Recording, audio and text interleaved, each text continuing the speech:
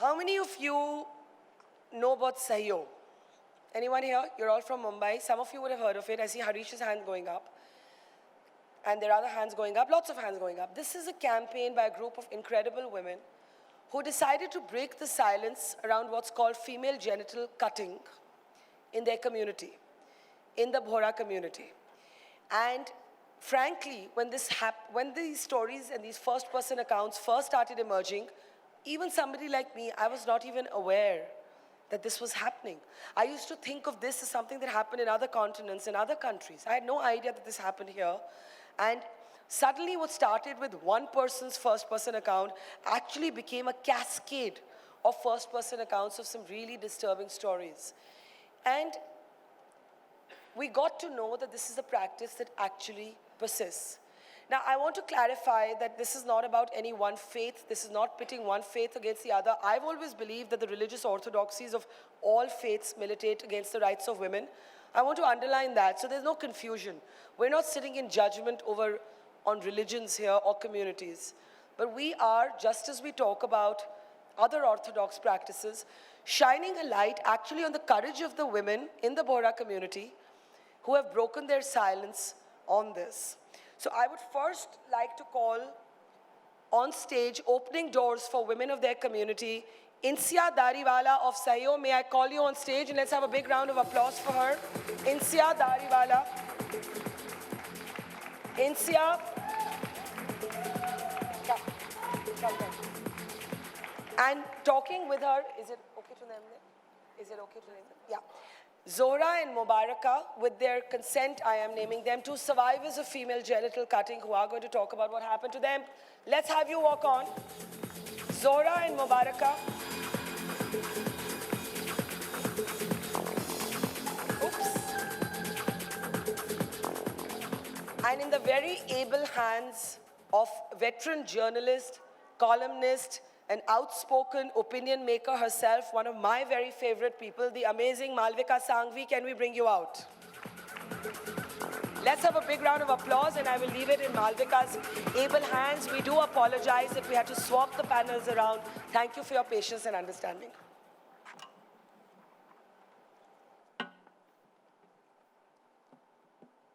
It's a tough act to follow Alia interviewing Barkha. And I'm so grateful that there are so many of you who have stayed back to listen to this session. Female genital cutting is something that is not generally discussed, even amongst communities that practice it. It is perpetuated generation to generation, and there's a shroud of silence that covers it. Today, before we start the discussion, I want to lay a few ground rules. One, we are not here to do community bashing. The Bohra community is one of the most progressive, cultured, educated societies and communities. I have personal experience of knowing many of them. Most of the Bohra women I know are scientists, doctors, teachers. So, misogyny and regressive practices are not the monopoly of one community at all. Actually, misogyny and regressive practices are an equal opportunity master. All communities have their dark secrets. It just happens that we are discussing this. So that's the first ground rule. No religious biases, no bashing of communities. The second is, we have two survivors here. The courage of these women, I am staggered by. One is 19-year-old, that's Mubaraka, and the other is Zahra, 30, 30? 36, sorry, you look 30. Both articulate, sensitive, not the raging into battle kind of people. They are here to tell us their stories. We must listen to them with respect, with empathy, and if there are counter views from the audience, we must respect those and listen to them too. We want to shine a light on this practice, and with us we have Insia, who is somebody who has done so much work in this field. So first, I'm going to call upon young Mubaraka to tell us her story. Yes.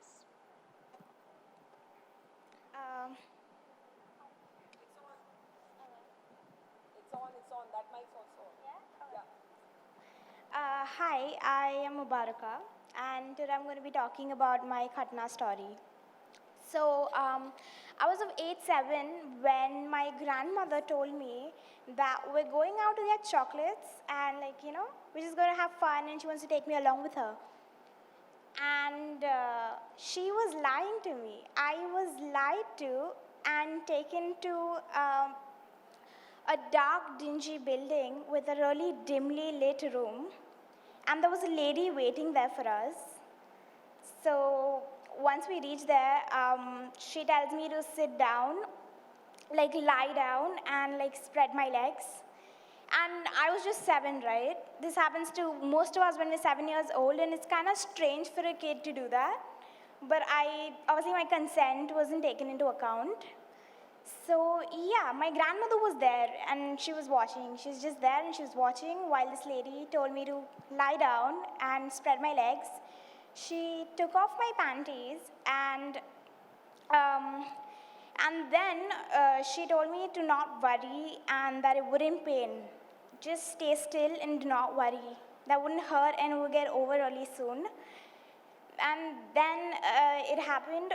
She nicked my clitoris, and it was really painful. And I remember it till this day. And I couldn't do anything about it. I was just there. I had to go through that whole process. And after that was done, she just put this red antiseptic, which was really unhygienic and nothing what hospitals provide. Very housely stuff, and midwives do it. It's not actually medical. No medical instruments. They just use a blade and they nick you. So after that was done, my grandmother finally took me back, and yeah, I was finally given my chocolate that I was promised. So when we went back, it was painful, and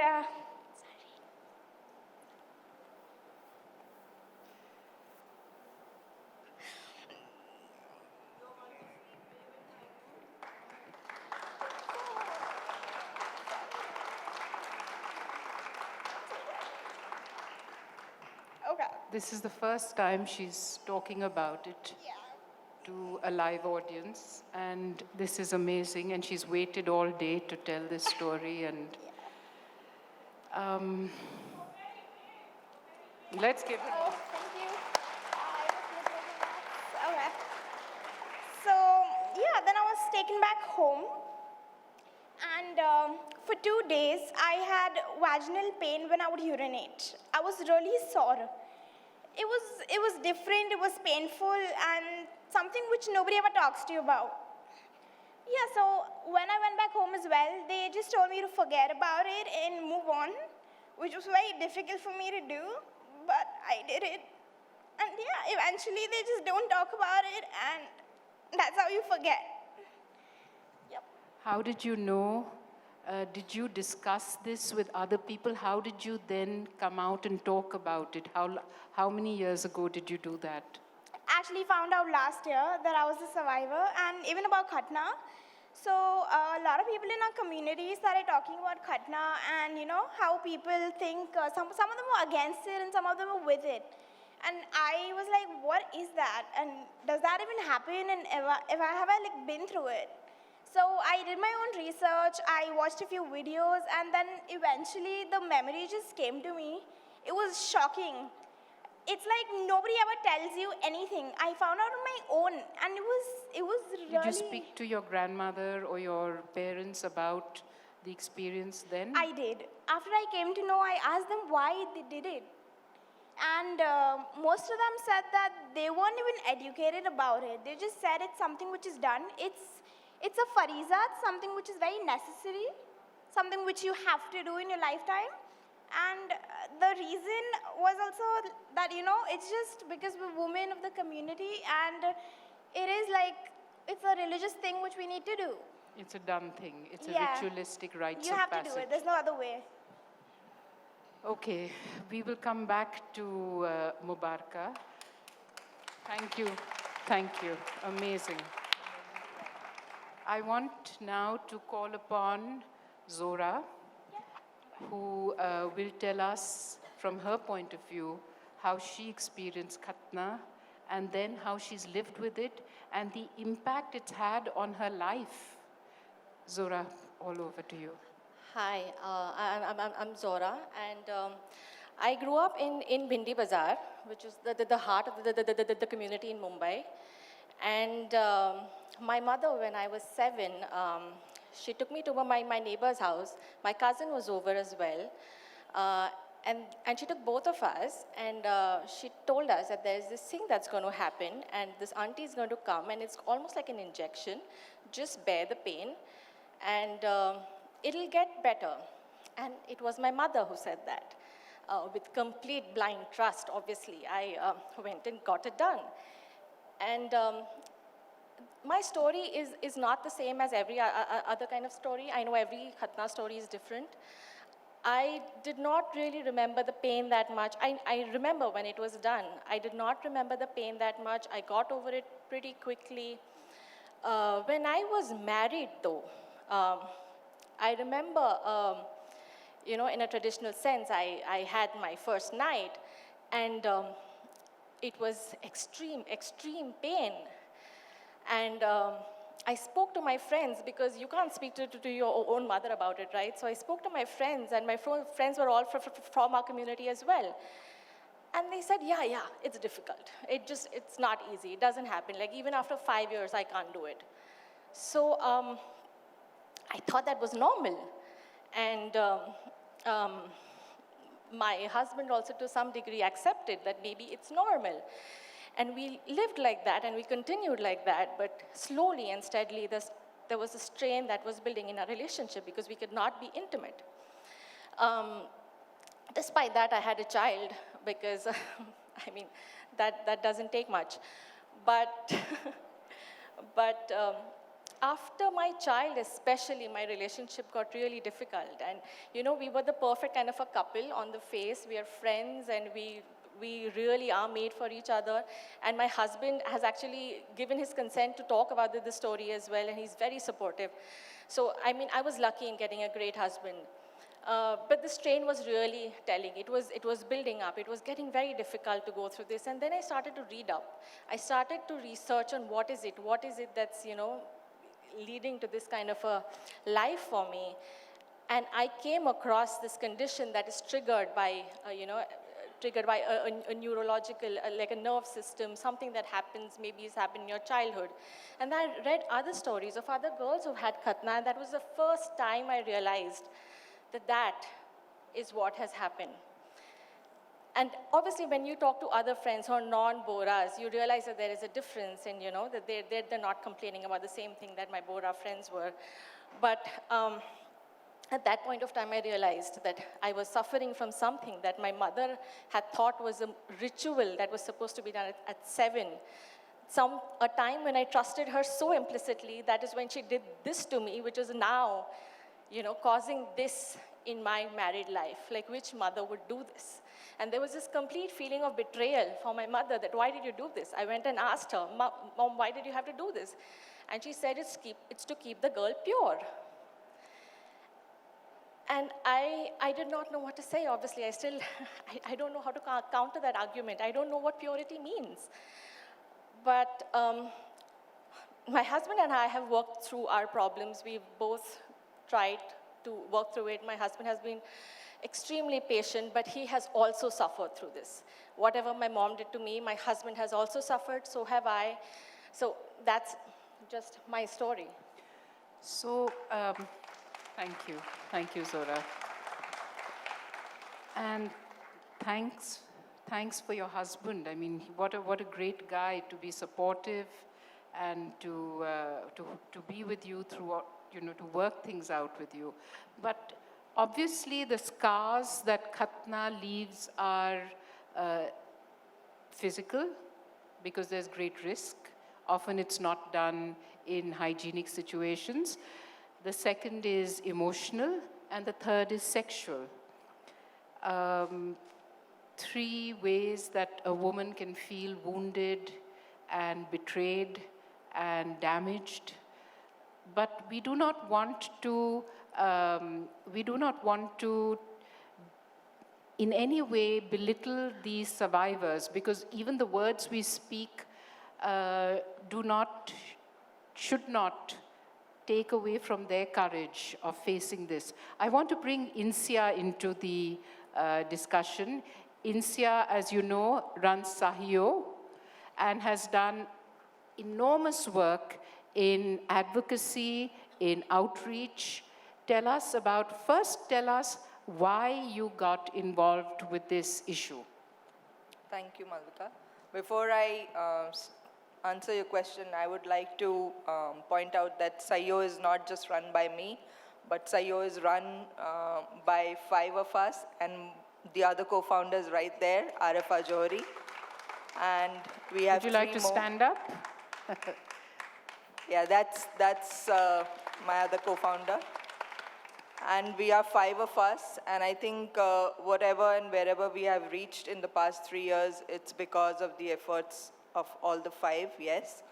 But today, if girls like Mubaraka and Zahra would not be on the stage sitting with me, I think that would be a disaster for everything that we were doing, because that would mean that we are not doing something right.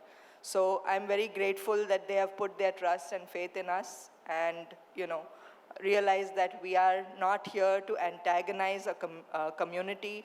We are not here to talk about anything to do with religion. We are just here to point out something that has to do with a child's body.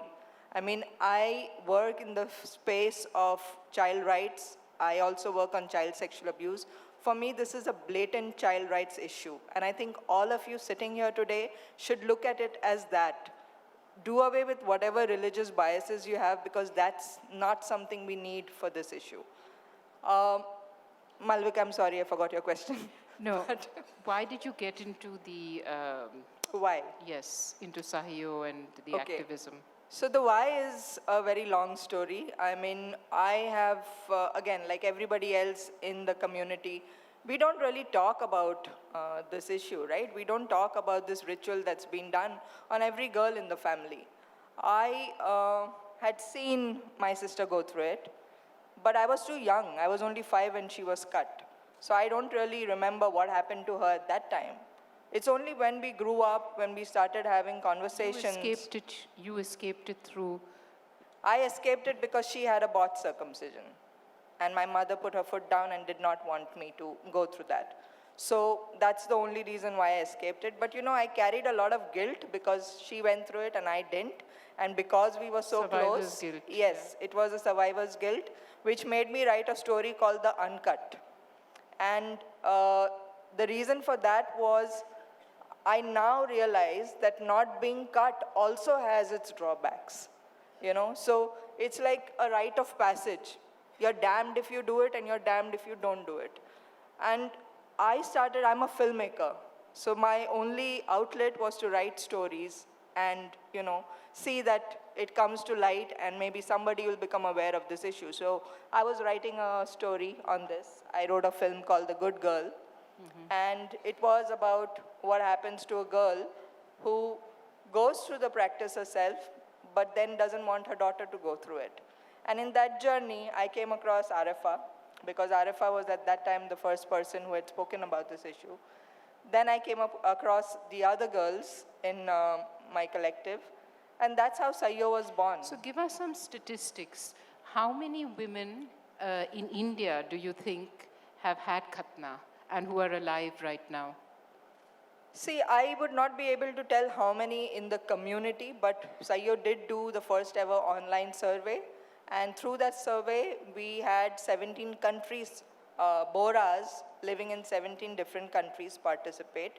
And the number was 81%. So 81% girls had been cut and they had gone through FGC. Why do you think it is being carried on? I mean, there are people who say that it is done because of some religious decree, but it's not really mentioned anywhere in the Quran. But there are others who say that it is done for cleanliness reasons, hygiene. But most people who talk about it in negative terms, who say that who want to oppose it, say that it's done to control a woman's sexuality. How far do you agree with that? Well, whatever you just said, I mean, all those reasons are the reasons given to perform khatna. The point being that we are in the 21st century. We have soap and water. We don't need to cut a girl's genitalia to keep it clean. I mean, there might have been a time when it was followed, in some, decade or century where there was a scarcity of it and they needed to do it. Today, you don't need to do it. You can educate. The way you educate your child to keep her nails clean, her hair clean, her body, other body parts clean, why can't you teach her to keep her genitalia clean? So, taharat or hygiene cannot be a reason for a girl to get cut. The other reason that you mentioned, which is of suppressing the sexual desire, yes, that has been, I mean, there are many stories going around and every mother and every aunt and every grandmother that, will talk about it, will have a different angle to it. I have heard this story in my family many times that, we have to do it because it keeps the girl chaste. So my question is, so if that is the only way you can ensure that a girl is chaste, then what are you saying? That you do not trust your girl enough, that you have to cut her genitalia to make her an honorable woman? I mean, that's something, you have already written her off. You are not even giving her an opportunity to prove otherwise. So all these arguments have now been turned over, and there is also another argument being given that it's for sexual enhancement. That it is being done for sexual enhancement. So clitoral unhooding, which happens in the Western countries to women, not girls, who are above 18, and it happens with their consent. Okay? So you cannot say that every girl that is born in the Bohra community has a prepuce that is large, which needs to be cut, because if it is not cut, it will interfere with the, the sexual intimacy of her and her partner. I think that is pure garbage, because you need evidence for that. It is not a kidney. It is not, a heart that you just go in there, take it out. It is a prepuce. Some girls might have it, others may not. So what are you cutting? You don't even know what you're cutting. There are many women who are cut, and they are cut more than they have to cut, or they have to be cut. So I don't see any reason in all these arguments being there. So what has been the response from the community, from the traditionalists in the community? I mean, for instance, Mubaraka and Zahra are sitting here talking openly, and courage and more courage to them. But what will happen? I mean, will there be a backlash? Will there be approached by anybody to keep this under wraps? There is already a backlash. I've been trolled like the past 3 days, ever since the video got released on Twitter. I've been trolled, I've been called names, I've been, accused of a lot of things, of maligning the community. But I just want to put it out there because I see a lot of women from the community here. I am not here to malign the community. That is definitely not my objective, and neither is it the objective of the women sitting here, and neither is it the objective of the other women who come out and share their stories. The reason why we are here is because we have realized, and it's a realization that came about with a lot of pain, that this practice is indeed harming little girls. So there is a need to look at it from a different lens. Yes, you might be doing this as a ritualistic practice which has been continuing for centuries. But maybe if you just were to listen to stories like Mubaraka or Zahra or so many others who reach out, you would probably realize that while there are many women who would have not been affected with this, there are many, many more women who have been affected. So maybe you need to give a little more cognizance to their stories. In your opinion, what is the worst outcome? Is it psychological? Is it physical? Is it sexual of khatna? Where does the damage most lie? So we do a event. Sahiyo does an event which is a quarterly event. It's called Thal Pe Charcha. And in that event, we invite women from the community to come, to discuss, to engage with each other. But they know that it's about khatna? Yes. They're told. The ones that come, of course they do. We don't believe that there is any need to lie, because I don't think we are doing anything wrong. So we invite them, and we started with just 7. The last event that happened, which was just recently in October, we had 21. And we had 3 men in the audience, with us. So that was a very good, effort on their parts too, to come and engage with us. And in that, what we realized is these women had varying experiences. So while some had intimacy issues, like Zohra and a couple of others, there were some who had emotional issues. They had trouble trusting, and trust was something that has been, a regular. So I think one thing, if I were to point out, and I am sure you guys will agree because you all both spoke about it, it's the loss of trust on the people that you have, trusted the most. Your mother, your grandmother, your aunts. These are women that you have grown up with. So for me, betrayal and trust is number one on the list. Would you say that that is something that you are It is one of the struggling factors. with? The fact that they limit us and they make sexuality a bad thing it's really bad, and I don't know why they do that. I mean, and the assumption, like she said, the assumption that we're gonna turn out and do things if we don't go through this, act is just preposterous. Like, I don't get it. Completely crazy. So I don't even trust my grandmother anymore. It just spoiled relationships. Do you feel that it is being perpetuated more by the male members of the community or the female members? Not anymore. Actually, the males don't even know about it. It's the females who, I don't know, are they brainwashed or how is it? But in the coming years, most of the females are the only ones that suggest and go through this. The males are never involved in this.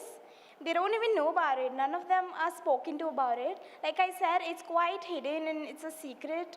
So once you lie to basically, obviously, you're not even told what it is. And then you're just told to forget about it. And that's exactly what happened to me. So my dad didn't know about it or anything.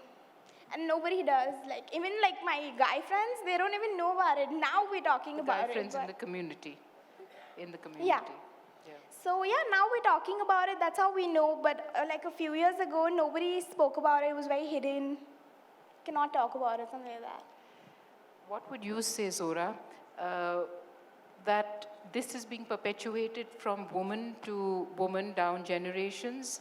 And is it because of peer pressure? Is it because they feel that their daughters will not be accepted by the rest of the community? or will not have good marriage prospects. Is that why?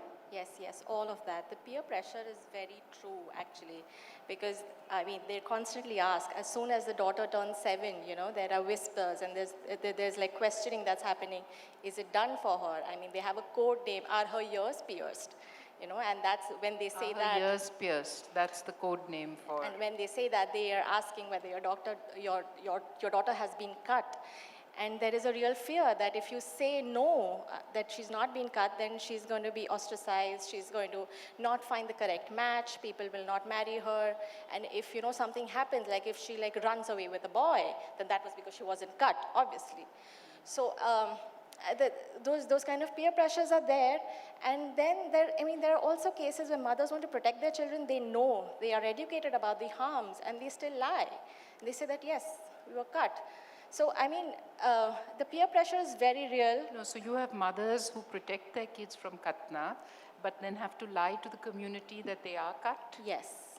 I see. That is the only way you can stay within the community, be accepted, and still.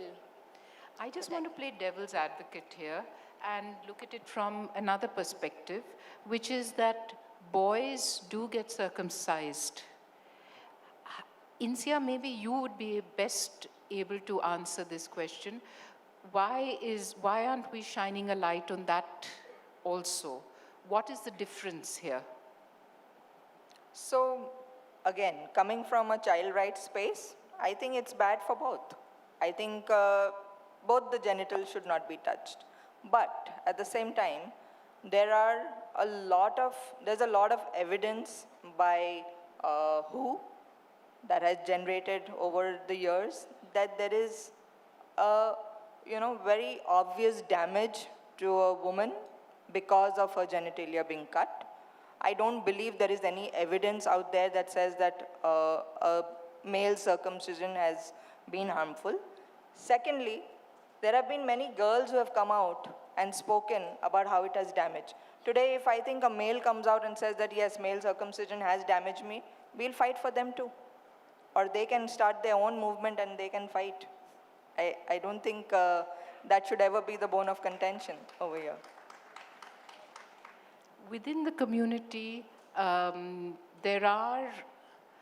was very taken by what Barack Obama said in his town hall about building consensus, trying to find allies, the moderates within a community. Have you reached out to those people first and tried to explain what the damage is and what has been their response? You're talking about the people from the community? Yes, yes. So, like I said, day one, when Sahiyo decided to become a collective, from day one, if you look at our mission statement, it clearly says that we want to engage with the community. We want to get them with us to let this not happen. Because that's the only way change will come. Exactly. Because I personally feel that irrespective of whether a law is brought into this country to ban FGM or if there is, any other way of not letting this happen, the biggest effort that can come is from within the community. The day everybody gets together, all the women decide that yes, this should not happen, because even if one child is being hurt by this, and trust me, Malavika, there is a misconception out there that today it's just a nick or a prick and it is happening in very hygienic ways. No, it's not. We have evidence that it is not happening in very hygienic ways. It's not just a nick, it's not just a prick. There was a recent case in Gujarat where a child, a 7-year-old child, was bleeding all night because of botched circumcision. She had to undergo 7 stitches in her genitalia. She is so traumatized, and she's so traumatized even today, that the minute somebody walks into the room, she starts checking their handbags to see if they are carrying blades or syringes. That is a lifelong trauma.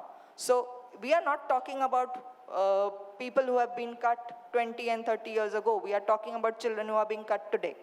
So I would humbly request everybody who is listening today to look at this as something that is hampering our children. It is not, a fable. It is reality. So I would love if the women sitting in this crowd would come up to me after the show and tell me, how can we, engage with you? I'm willing to listen to everybody's point of view. What I was very struck by when I spoke to Insia initially was how concerned she was. I was very concerned about not sensationalizing this subject. It could have been easily sensationalized. I was also very conscious of not community bashing.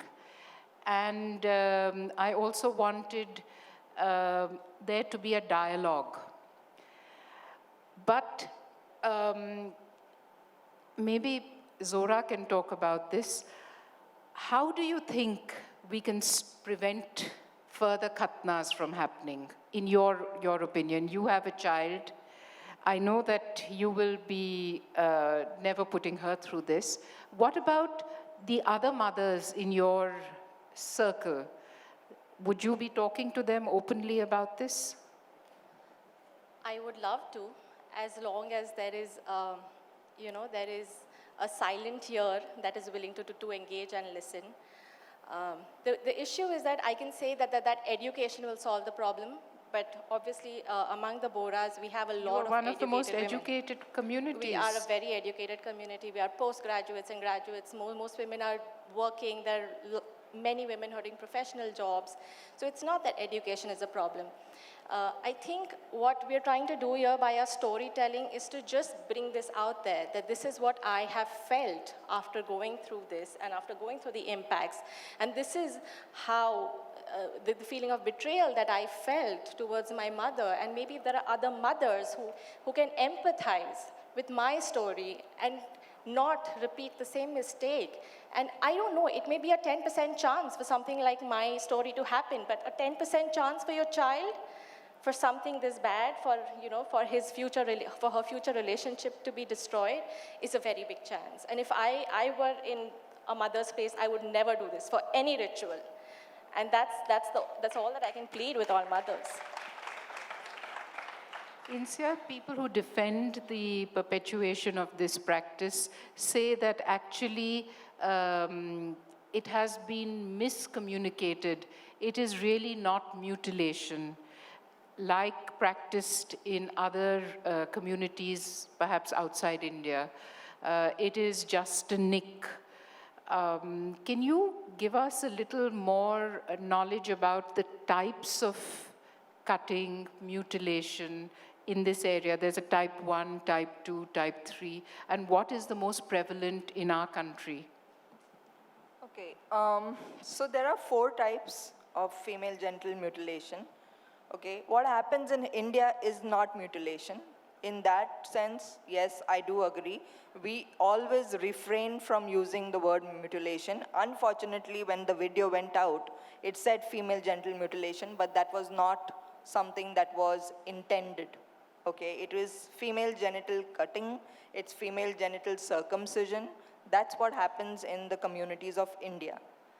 But now, I'll just give you a small example. Type 1, which is what we do. So type 1 has nicking, pricking, cutting of the clitoral hood, okay, and whatever else gets done. Everybody has varying degrees of the cut happening under type 1, which in my opinion makes it more dangerous, because where do you draw the line?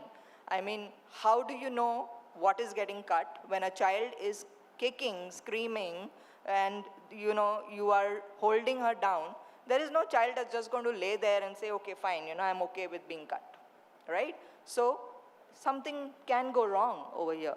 A nick that you intended doing could become a very major cut, right? Now, type 2, type 3 is what is practiced in Africa and the Eastern African countries under the name of female genital mutilation, where everything is removed. There is total infibulation of the genitalia. There's nothing left.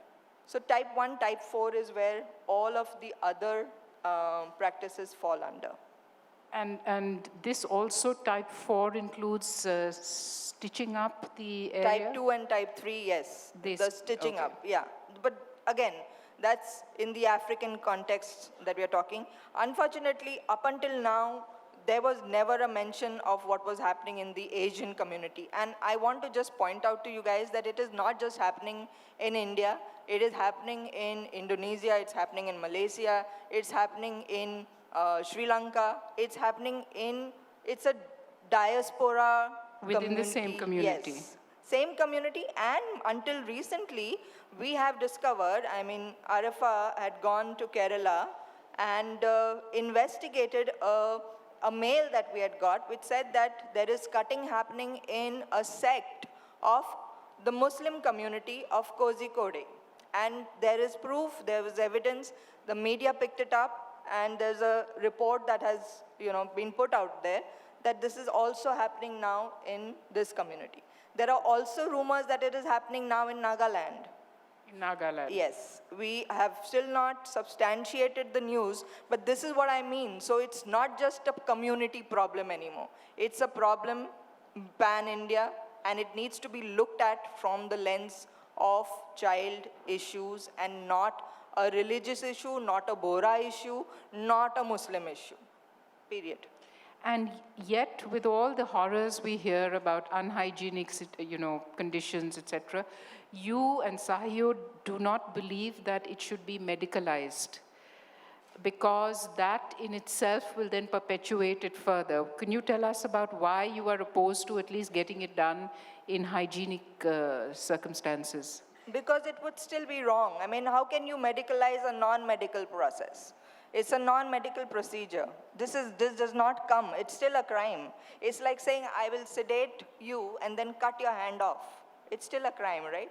Or if I'm killing you or chopping your parts of your body under sedation, it's still a crime. So I don't feel that medicalizing it makes it right. It in fact makes it even more dangerous. Because the medical body now, and any doctor who's there in the crowd would vouch for this, that all doctors are under oath to never harm anybody. True. So it cannot be medicalized. I've just been told that we should wind up because we're running out of time, but I would so much want questions from the audience or another point of view. The lady there in the blue, Hadid. Hello all. I am really empathizing with Mubaraka and Zahra. Sorry for what has happened to you both. But while we talk about your cases where you faced tremendous problems, we have thousands and thousands of Dawoodi Bohra women who are, as of today, having gone through female circumcision at the age of 7 to 10, and they're leading very healthy, sexual, happy life. So I personally think that instead of just going ahead and looking at only one side, maybe we need to look at what exactly happened and why the problems came up, because otherwise we are not seeing those kind of problems. Second, most important aspect that I would like to present here is there's no concept of sexually controlling the females in our community at all. We are all educated, highly professional. We love our children. There's no way we can think of harming them. So if FC was harmful, there's no way we would have done it. That's my perspective. Thank you. Thank you. Insia, would you like to respond to that? All I want to say... I don't think it was a question. I think she made a statement. Yeah. So. But all I want to say is that when you try and empathize, it's not the numbers. 100 people may have been successful and thriving on something. One voice that is damaged or hurt requires a civilized society, civilized response. Even one. It's not about numbers. Can I but say something? Is that okay? Yeah, please. Is she listening? Okay, hi. So I get it that it might be healthy for a few people and they might be okay with it, but there are many who aren't, and we're the people who aren't. And I think even if there's problem with one, it should be looked at. There's a problem for a reason, and I have a huge problem with the fact that we're not given any consent, you're not told about it, you're lied to. If you really want to do it and you think it's healthy, why not wait, tell us, explain it, educate us, because we're so educated and we don't lie, and it's for a good cause, right, like you said? If it is for the good, then I don't see why you have to hide it, because honestly, it was hidden. I have lived 18 years of my life without not knowing my clear is like not the same, like all the other people. And that has really, by the way, damaged me Can I say something? emotionally. 1 minute, What just let situation? Zora. I just want to Yeah. make a point here. I think at 7 years of age, to sexualize a child is by itself a crime. To even imagine doing something that can affect her sexual life, healthy or not healthy, at 7 years of age is a huge crime. And just to also explain the point that when I was married and I was talking only my Bohra friends, it's an echo chamber. I thought that I had a healthy life as well. It is only when I decided to step out of my comfort zone and find out that there are problems, I have to first of all accept those. That is when I try to even engage with Sahiyo and find out about these issues. Otherwise, I was happy living as I was. I mean, my husband would have cursed me for like 50 years that, okay, I'm incapable of doing something. How is that different from hundreds of other families? Can I add something, ma'am? Somebody else. Yes, Yes, you. Yeah. I would like to just add, like in Bohra community, I being a Muslim, I would say nothing is written in Quran Sharif or any book, holy books. It's a bad practice which being practiced by communities should be stopped. I would like to quote the example of Africa. I was a United Nations, as a peacekeeper, I was there. We were in the Donde Mari, this is the NGO group which look after the girls who have traumatized. I met a young girl who was traumatized because of their community. They used to iron the breast, breast ironing, so that she should not do anything wrong and nobody should rape her. Is it a good practice? I have seen that girl suffering. Who is going, what she said, a young girl, child undergoing Give such her a trauma? mic. Give her a mic. We have gone now, we have progressed. Our country has progressed. And you're talking about this? Ma'am, please, It's not you have done. to It's listen not to done. this. No. Female circumcision. Don't use the religion for such thing. No, please listen. No Female voices raised, but Female everybody's talking here. circumcision is harmless. Putting it in the category of mutilation, putting it in the category of where breasts are burnt is incorrect. I think feminism is freedom of choice. So I think we must wasn't leave given it my to freedom of choice. But they Okay, were there are a not lot of given women a who want to choice. comment, so I don't have to say anything. I wasn't given my freedom of choice. Barkha, we're out of.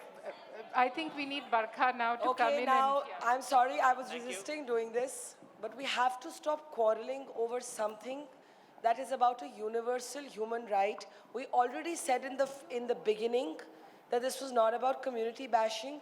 I think the two women here have shown extraordinary courage to share what they went through. And I am going to close this here and not entertain anything more from the floor. I am overwhelmed.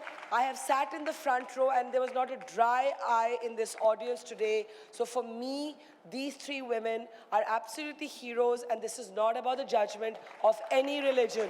So let's give it up for them, and I would like to call Anjali Nair on stage. Standing ovation, please, for these women. Anjali Nair on stage to present the Her Award to Sahiyo and to these two brave women, Mubaraka and Zahra. Please, Anjali, can you come up, please? Anjali. I think this for me has been my favorite, most compelling panel all day. And Arifa, co-founder of Sahiyo, can we have you on stage as well?